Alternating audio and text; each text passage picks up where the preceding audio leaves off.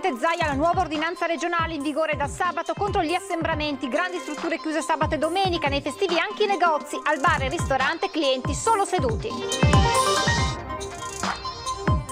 Passibile di multa chi va a passeggiare in centro storico, camminate solo in zone isolate e per favorire gli anziani fascia oraria riservata per fare la spesa al supermercato.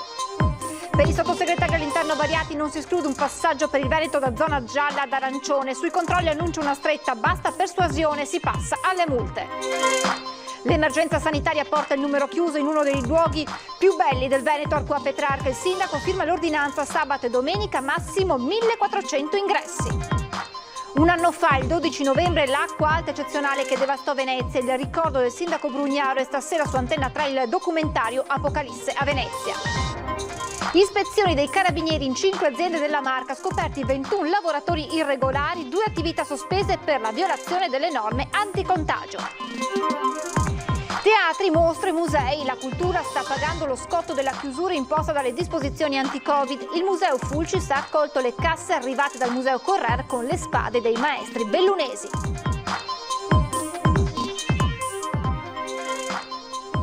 Telespettatori di Antenna 3, buonasera e ben ritrovati con l'edizione regionale dei nostri telegiornali. Dunque, come era stato annunciato, il presidente Zaia oggi ha presentato la nuova ordinanza in vigore da sabato fino al 3 dicembre, un'ordinanza che va a contrastare il fenomeno degli assembramenti visti in più piazze venete lo scorso fine settimana, una ordinanza scritta insieme in accordo con i governatori di Emilia Romagna e Friuli Venezia Giulia e che ha ricevuto anche l'appoggio, la condivisione del ministro Speranza. Io non la vedo come un atto di imperio e la vedo anche un po' come un fallimento, no? Cioè dover scrivere un'ordinanza sapendo che la stragrande maggioranza dei veneti si comporta bene. Questa è la premessa del governatore Zaia. L'ordinanza in vigore da sabato fino al 3 dicembre è concordata con i colleghi di Emilia Romagna e Friuli Venezia Giulia per contrastare con ulteriori misure gli assembramenti visti lo scorso weekend.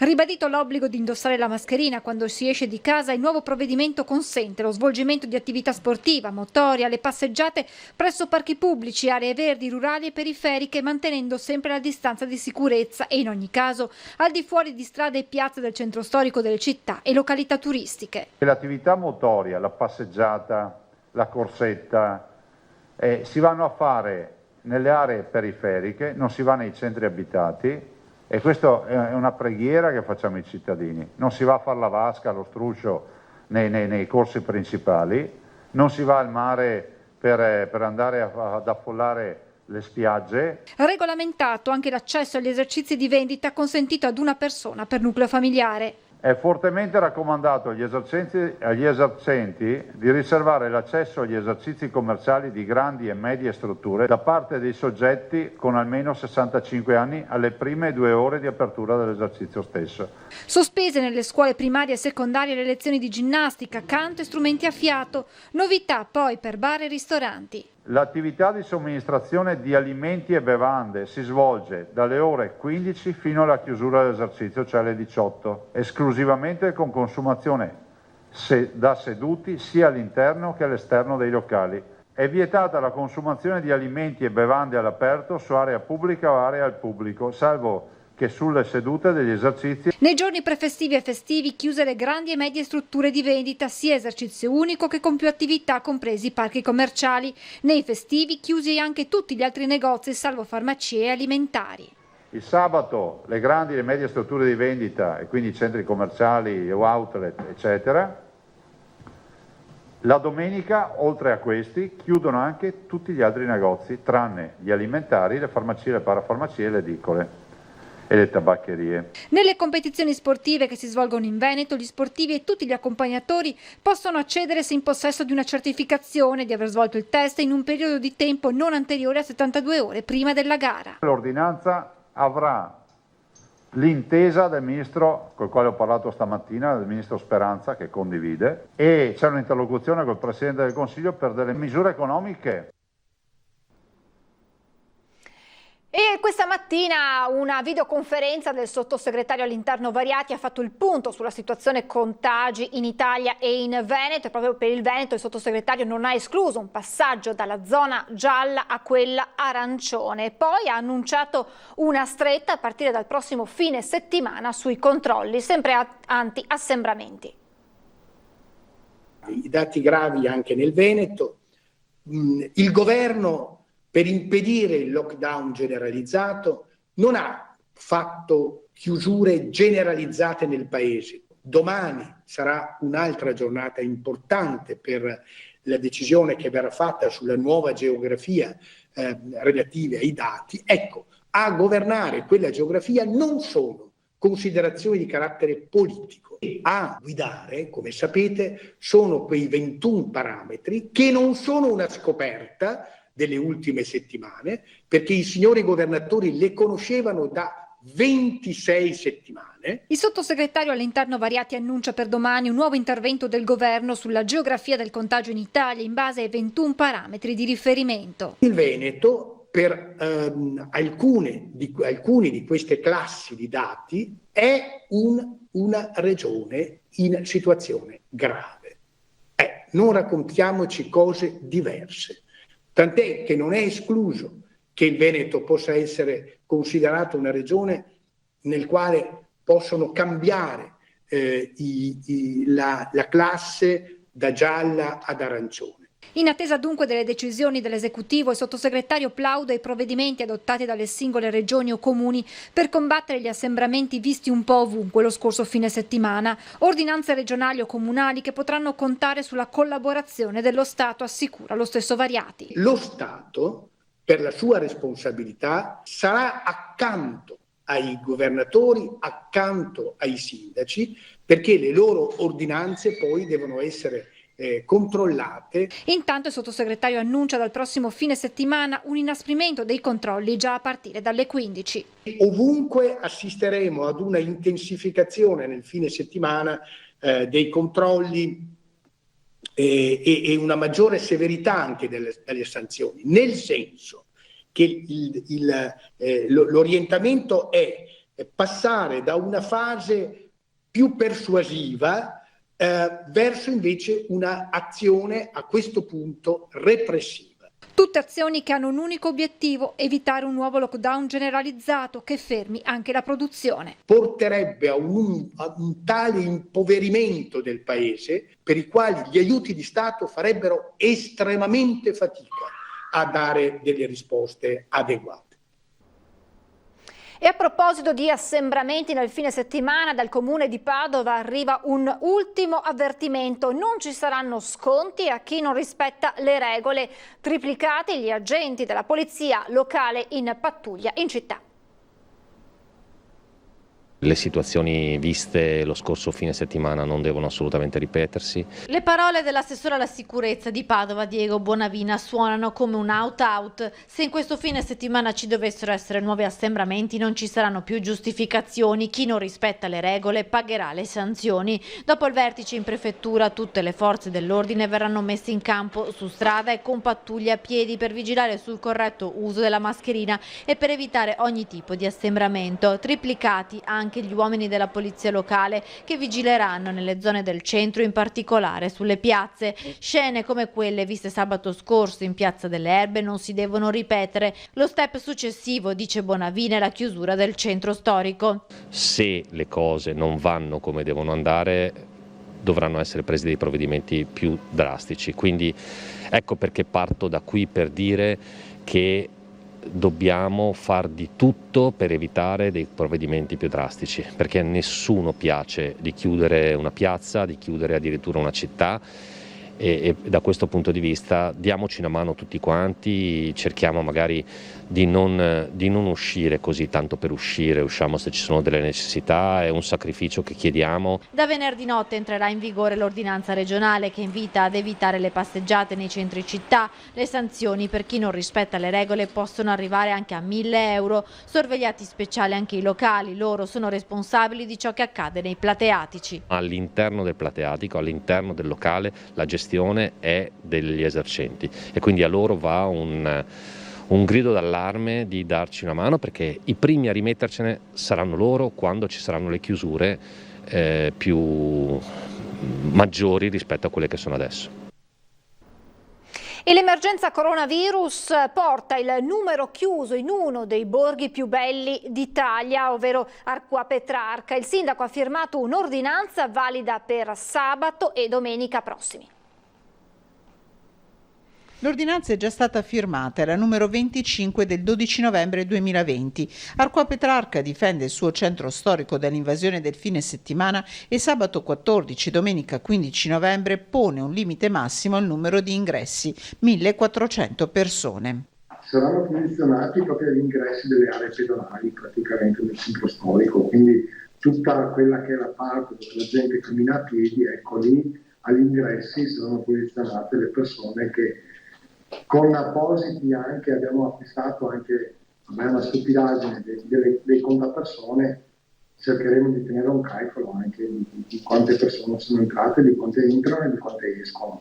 A presidio dei varchi le forze dell'ordine e la protezione civile chiamate a evitare il ripetersi del caos dello scorso fine settimana, quando sono saltate tutte le regole del buon senso prima che del distanziamento, con i residenti costretti per paura a restare chiusi in casa. Arqua per la sua conformazione, perché le strade, i vicoli sono abbastanza stretti, si è creato veramente un problema perché la gente si era ammassata e nonostante noi abbiamo dato i plateatici la possibilità, le attività del centro storico di uscire con i plateatici e allargato queste aree anche, si trovava la gente magari a mangiare e flotte di persone che passavano mezzo metro. Un'ordinanza che per ora si limita al prossimo fine settimana. Vedremo in base anche alle condizioni meteo, vedremo un attimo per le domeniche successive.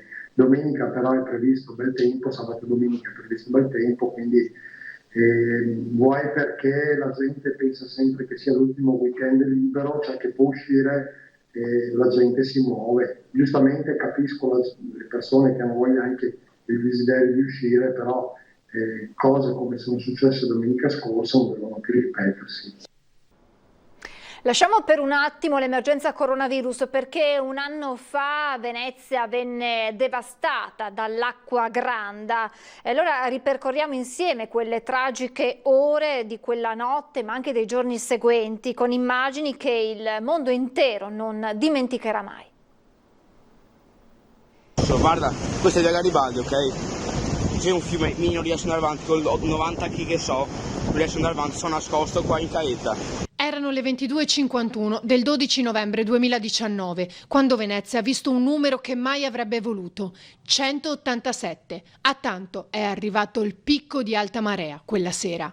Solo una volta si era superato il livello, nel 1966, quando il picco toccò i 194 centimetri. Quei 187 in breve tempo hanno sommerso la città, provocando uno scenario apocalittico, con le onde in piazza San Marco, immagini che nessuno dimenticherà, immagini di una Venezia ferita e impotente. Nel corso della giornata le previsioni subivano continue modifiche, ma non ci si aspettava un simile picco. Si è trattato di un fenomeno raro, impossibile da prevedere. Una commistione di pioggia e vento fortissimo, un incrocio micidiale che ha portato la marea a salire in pochissimo tempo. Quanto è bastato per provocare milioni di danni e così come è salita, con la stessa velocità è scesa. Indimenticabile l'immagine del vaporetto alla deriva dopo aver sradicato una bricola.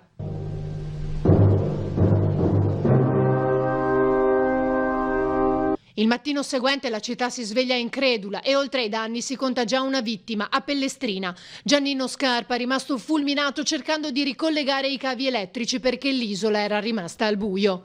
Nella cripta della Basilica di San Marco, nel momento del picco massimo, si misurava dalla pavimentazione quasi 1,10 metri di acqua. Quel giorno tutti si sono mobilitati, il sindaco Brugnaro, il presidente Zaia che ha attivato l'unità di crisi alla protezione civile e gran parte della politica nazionale. Il premier Conte è arrivato insieme al ministro De Micheli promettendo che il Mose sarebbe stato azionato quanto prima. Ma quella marea non fu l'unica. Nei giorni seguenti Venezia venne colpita ancora. Mai si erano registrate 4 maree superiori ai 140 centimetri in una settimana, ma questo non ha piegato la città né i veneziani.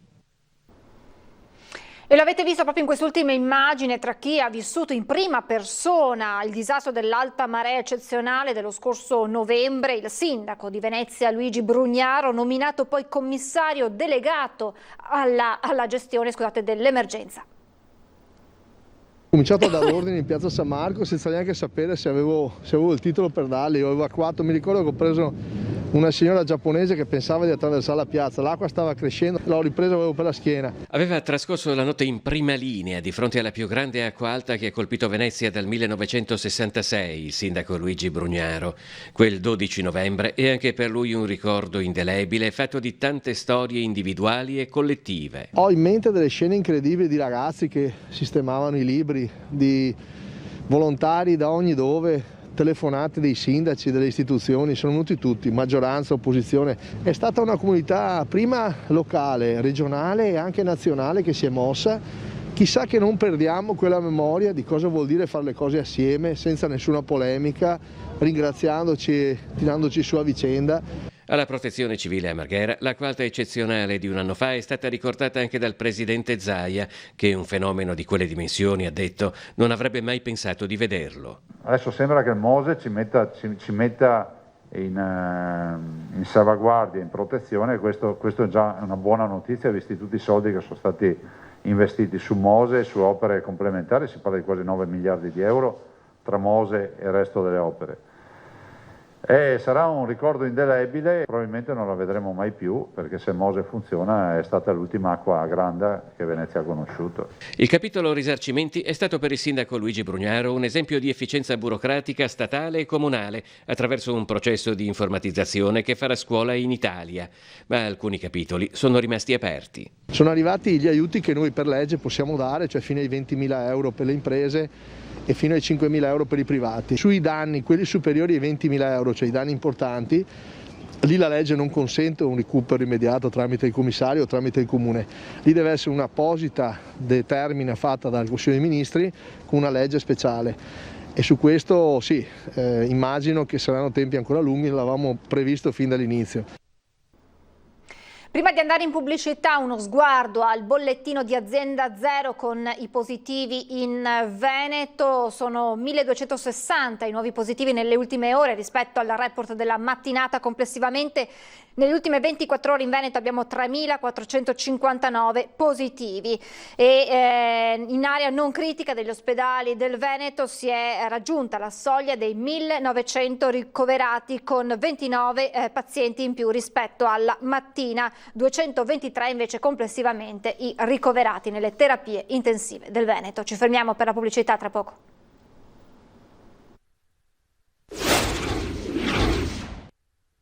Rieccoci in diretta con la cronaca, lavoro nero e violazione delle norme anticontagio. I carabinieri hanno ispezionato 5 aziende della Marca Trevigiana, scoprendo 21 posizioni irregolari e sospendendo 2 aziende proprio per il mancato rispetto delle normative anti-Covid.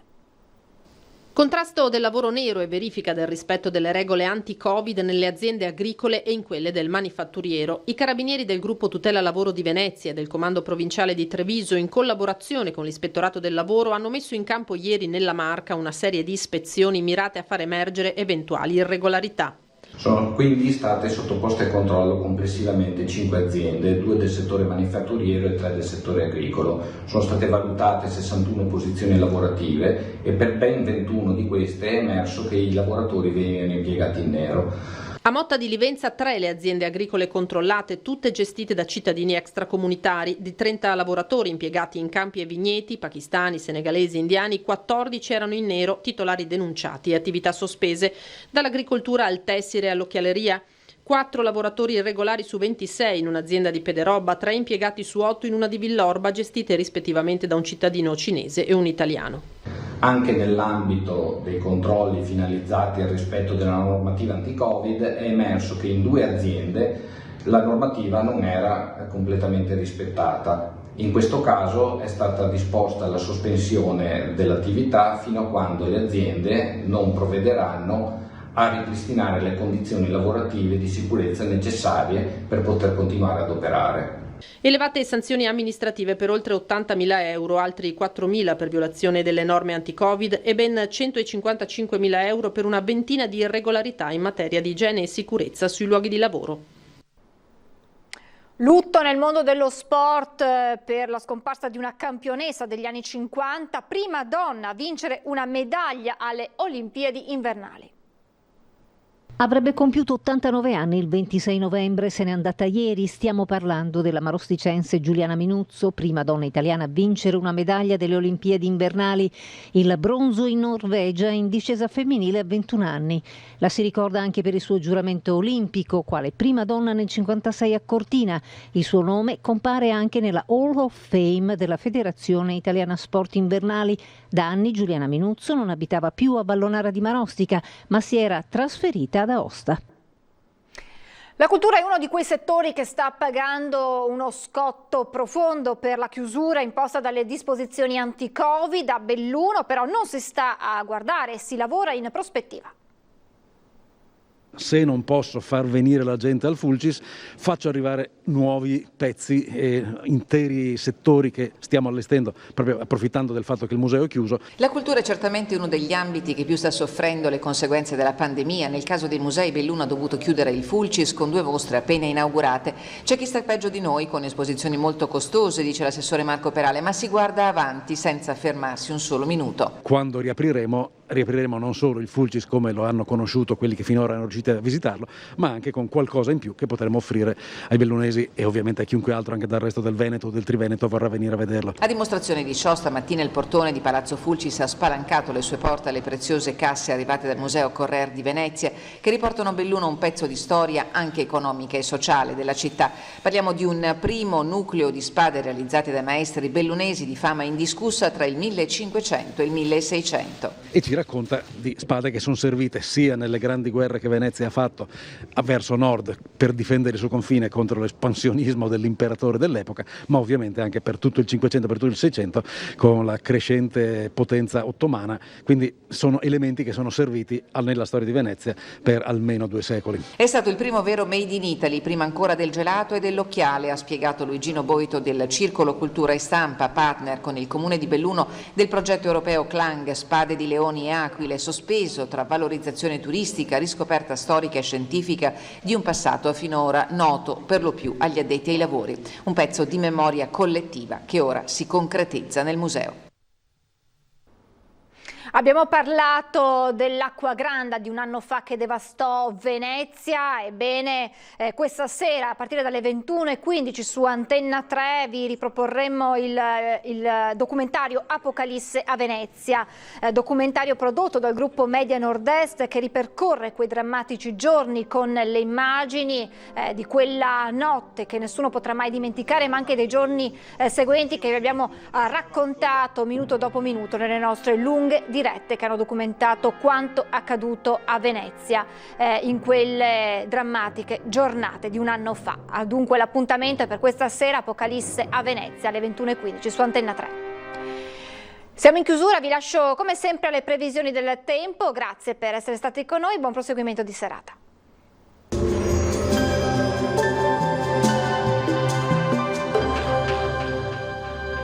Agenzia Le Cirque. Per vendere o acquistare la tua casa, Agenzia Le Cirque. Professionisti al tuo servizio. Benvenuti al meteo. L'anticiclone non molla la presa, venerdì 13 novembre ancora a tempo stabile, clima gradevole di giorno. Nel dettaglio sul Veneto avremo inizialmente nubi basse e nebbie. Le zone più a rischio saranno le aree di pianura in generale, ma anche i fondovalle prealpini. Con il passare delle ore le foschie tenderanno a diradarsi e daranno luogo a schiarite più soleggiate. Ancora probabili nebbie dopo il tramonto. Temperature minime in lieve calo tra 1 e 7 gradi, massime invece tra i 12 e i 15 gradi all'incirca. Ci spostiamo ora sul Friuli Venezia Giulia, anche qui non si escludono degli addensamenti in mattinata, a seguire invece avremo più sole un po' dappertutto. Temperature minime fino a 8 gradi, massime invece sui 13-14 gradi. Infine uno sguardo alla situazione del Trentino Alto Adige, contesto decisamente più soleggiato, qui con cielo che si presenterà al massimo velato. Temperature minime sui 2-3 gradi, massime fino ai 12-13 gradi. Dal meteo per ora è tutto, vi auguro un buon proseguimento in compagnia di Antenna 3.